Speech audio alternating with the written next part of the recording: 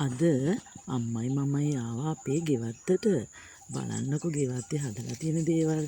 අපේ ගෙවත්තේ අපේ පරිභෝජනය සඳහා ගොඩක් දේවල් හදලා තියෙනවා. ඒ අතර නයි මිරිස්, තව මිරිස් වර්ග තියෙනවා. සුදු කොච්චි, මෙන්න මේ වගේ එක එක මිරිස් වර්ග ගොඩක් තියෙනවා. බලන්නකෝ විශේෂයෙන් පොහොර දමන්නේ නැහැ.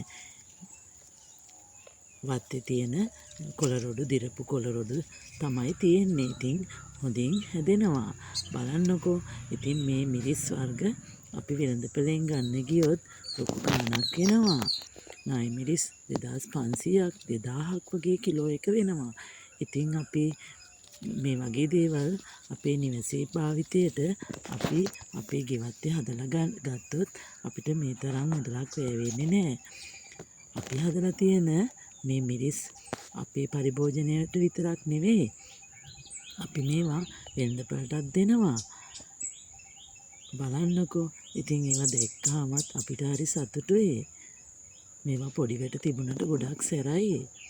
ඉතින් ඔයාලත් ඔයාලගේ ගෙවත්තේ මෙන්න මේ වගේ මිරිස් පැලයක් හිටව ගන්න. බලන්නකෝ සුදු කොච්චි හැදිලා තියෙන විදිය හරිම රසයි. සම්බෝල හැදුවාම ඉතින් මේ වගේ හොඳ ආදායමකුත් ගන්න පුළුවන්.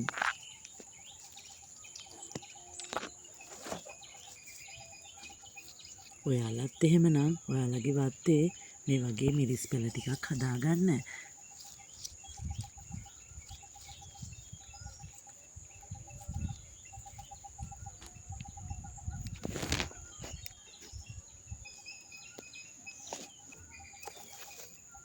අපේ ගෙදර කවදාකවත් මිරිස් නැති වෙන්නේ නැහැ.